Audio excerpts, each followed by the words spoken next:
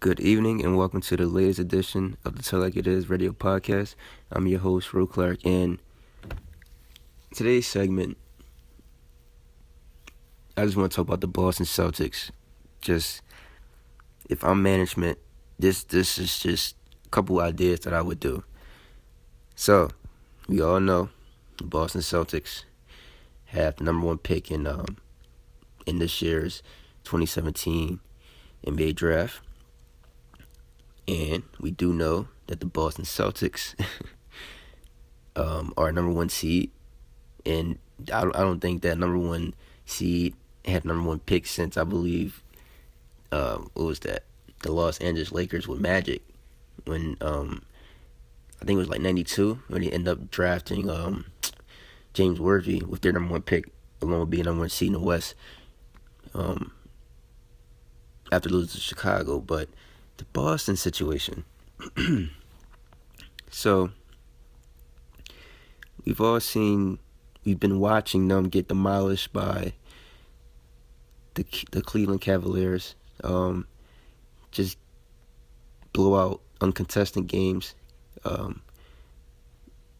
Game 1 and Game 2 was just tragic. It was just tragic. So I'm sitting there watching, and I'm just like, well, you know what? This team is really getting killed on the boards. They don't have a big man, or they don't have anyone who can guard LeBron. And I'm just like, the Game 2 was just a disgrace.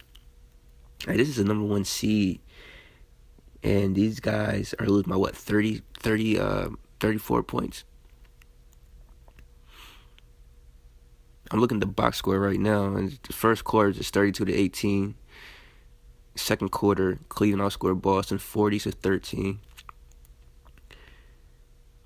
And then, you can say Cleveland let off the gas pedal a little bit. It was 31-26, but even at the half, you got 40-32, which is 52. I'm sorry, 40-32, which is 72. And then you have Boston with 18-13, which leaves you with 31. And that's just terrible. So they end up losing this game 130-86. Now, so I'm watching this game. I'm just like, they're getting killed on the boards. They have no LeBron stopper. You got LeBron, who's just going to the rim, not dunking, just doing flashy layups, so kind of just disrespecting you guys. Then you got Love going off with 21 and 12. He's getting double-doubles. You got no answer for Kyrie. You got Richard Jefferson give you buckets off the bench. I mean, the whole Cavs team's been contributing, besides Jones, Damon Jones, and the other Jones. I can't even think of his name right now. Jermaine Jones. This is just crazy. I'm just looking at this box score, like, wow. So this is what I would do. So I'm pretty sure that Brad Stevens and Danny Ainge, pretty sure they got in contact with Gordon Hayward. They're obviously out in the open about making him a number one priority this offseason. Cool. Beef up your front court. Now, I don't know about drafting Alonzo Ball. I don't know about drafting De'Aaron Fox. I don't know about drafting Fultz. Like, I would really trade my number one pick for a good veteran forward who can play alongside Horford. We all know, well, I know at least, and what I think, that Horford to me is a Paul Millsap. He's a LaMarcus Aldridge to a certain extent. I'm just saying, I'm not saying number wise, but I'm saying game wise. These guys, big men, are just a little too soft for me. A little too soft, and they're getting all this money, but these guys they're not They're not finishers. They want to shoot the three, fade away, pull the mid range, getting bullied on the block. I seen LeBron abuse Horford and Millsap. Last year or that year when the Atlanta Hawks won about 60-something points. So,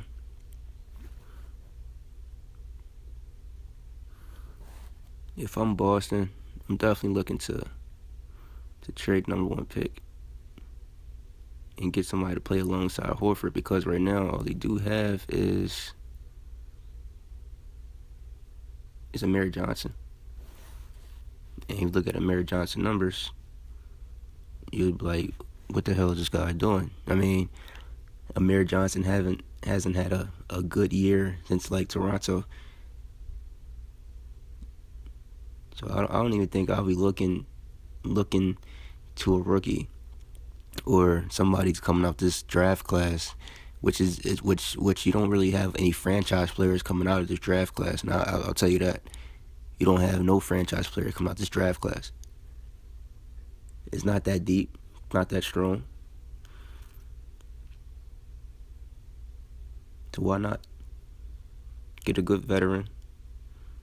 That way if you do decide to draft a guard, you don't have to sit here and move a Smart, move Marcus Smart, move Avery Bradley. Try to take away from Isaiah. What you can do is trade the pick, get a big man, play alongside Horford. You can move a Amir Johnson, put him on the bench, maybe, and then maybe after you draft a Gordon Hayward, you can have Crowder and Johnson coming off the bench. But these guys aren't going to get it done. They haven't been getting it done. It shows. I mean, Horford only giving you game 2 gave you 11, 5, and 2. Crowder gave you 9, 4, and 1. Bradley gave you 13. Isaiah Thomas gave you 2 points in 18 minutes.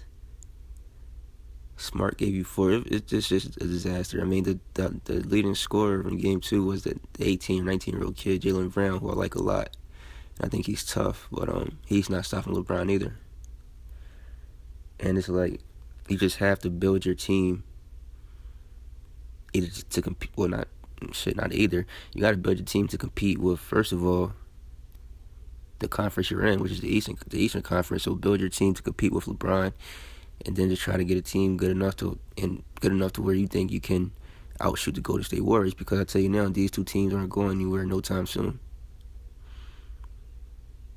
And I don't like the fact people talk about when people want to bring on a good player, they want to give somebody up. You don't have to do that. That defeats the purpose. Why not?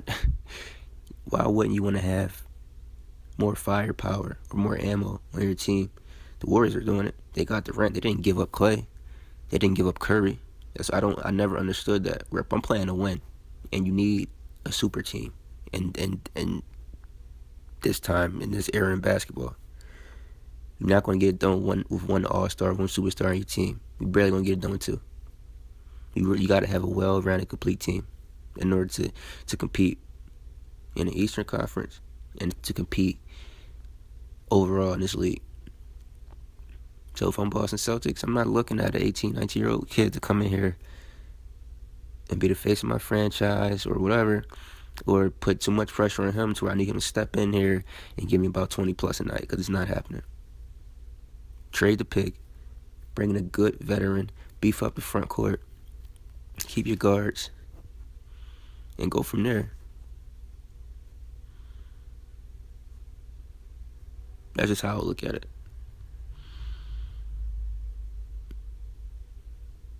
Because these guys are getting killed on the glass.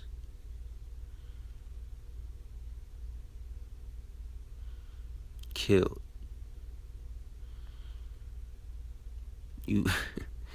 I'm looking at the box scores. You got Kevin Love giving you 12 rebounds. J.R. Smith giving you 7. Richard Jefferson gave you 5. Darren Williams gave you 3 rebounds. Shumpert giving you 5. James gave you 4. And if you notice, I'm naming guards and point guards for the first 3. and maybe about 2 forwards. And we switch over to Boston. Their highest rebounder was Horford. He had 5. It's terrible. They need a front court. There's no way around it. So my next podcast, my next segment, I plan on having a special guest. My first guest to make an appearance on the show. DJ Chaos. And she's going to talk about who she thinks the best player in the NBA right now and why she feels that way. If you guys have any questions, comments, concerns about this podcast and what the Celtics should do, you guys agree, disagree, please comment below, let me know. And with that said, thanks for listening. Please be sure to check out rockoutsd.com. Please be sure to visit biggerhoops.com.